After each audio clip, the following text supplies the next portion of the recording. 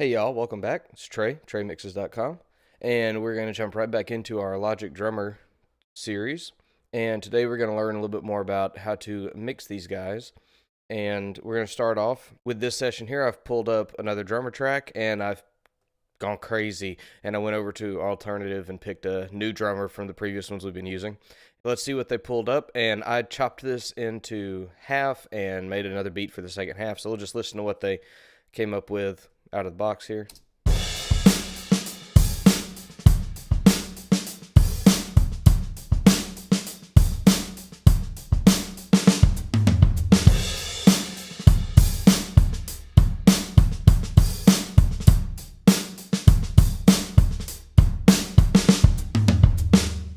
All right, so let's say you like all that and you like the beats, you like the sounds for the most part, and you're ready to use this in your session.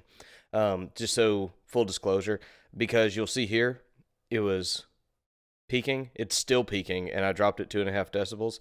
And I put a limiter on the out so that we wouldn't get any clipping while we're doing this. But I'm going to go ahead and pull another half decibel out of this and start this guy at -3. And you'll see here that they came preloaded with an EQ, which is doing nothing, and a compressor, which is doing a little bit.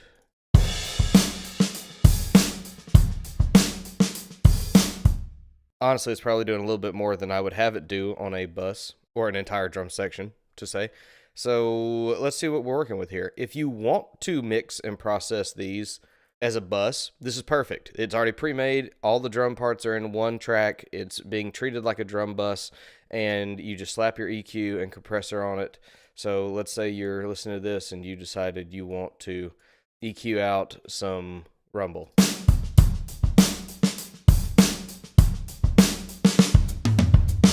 Like, you think that maybe the kick is a little too flabby sounding, so let's see if we can pull some out.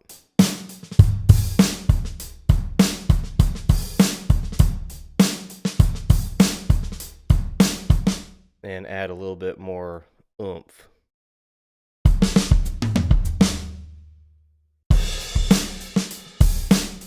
And get rid of some of that low garbage.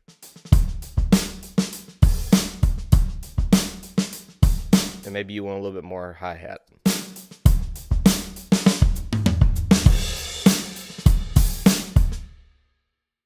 So all that's fair and good if you want to process your entire drums like this on the bus, and you've got your compressor, it came preloaded, that's great.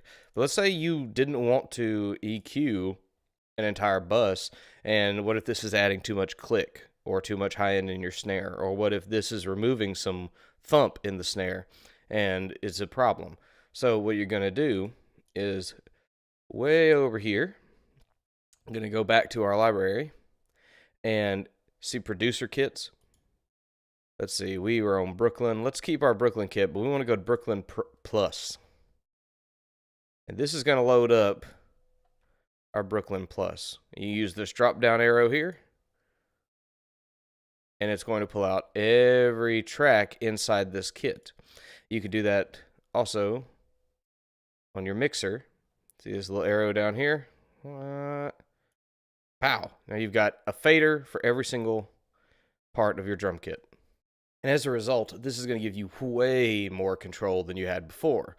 So while you still may have your bus compression and all that, let's say, like me, for example, I did not care for the flabbiness in the kick.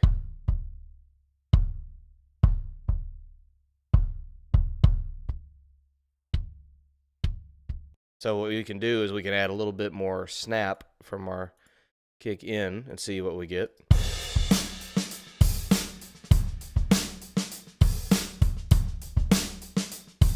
And they have a pre-made boost into the kick mic here.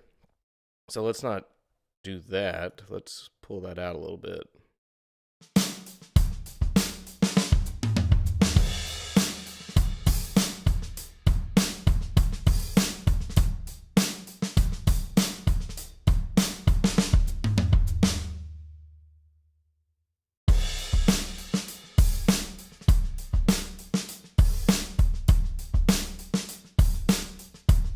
Okay, I think I like that a lot better. Okay, so we've moved our kick a little bit. And let's see. Turn off this multi-compressor. We don't need that. See where I bust compressor. Yep. A little bit too much. Let's raise the threshold here.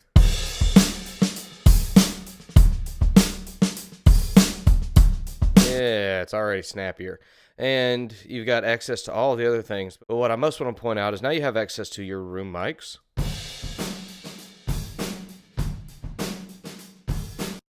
So it makes me wonder why they put 2 on and only used 1. Alright, so you can do as you please with your rooms. I tend to like to compress them a lot. So let's do that.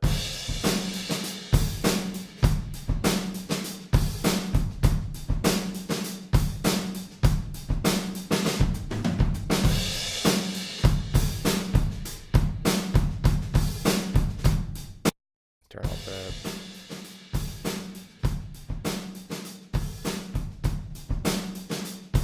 Put some distortion on it. And there's also a leak track, which this adds to the realism of recording a live drum kit, because it's kind of like your bleed from mic to mic.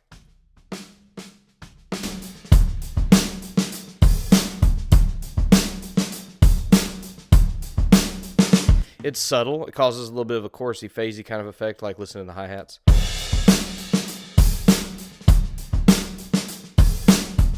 Because you're getting it in the tom mics and such. But if you don't like it, you can pull it down. You add more of it if you like that kind of effect. And it seems they've added this pump track, which I think, let's see, it's got a compressor on it. Some distortion on the compressor. I'm willing to bet this is kind of their parallel. Yes, this is their parallel compression for the kick and the snares. I'm going to turn it off in the overheads. But they've built in parallel compression for you too.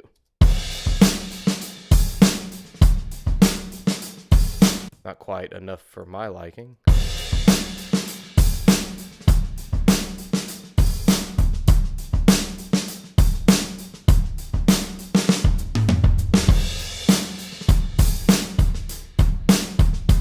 And, you know, now you have access to snare bottom mic, so if you don't like as much rattle in your snare, you can turn that down.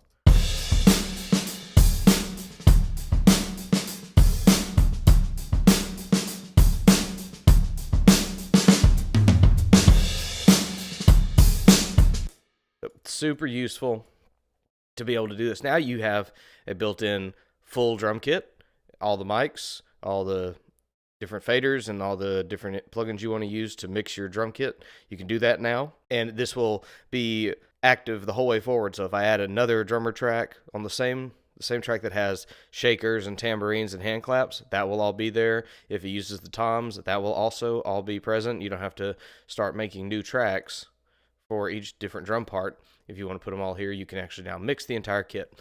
So there's your introduction to producer kits, how to mix with them. If you found this interesting, head to TreyMixes.com, get your free ebook about saturation. Thank you very much. If you have been using these, if you're a Logic user and you found something in this useful or something you didn't know, leave it in the comments. If you have any additional questions, go ahead and ask, and we'll see what else we can come up with for you guys. Thank you very much. You guys have a wonderful day.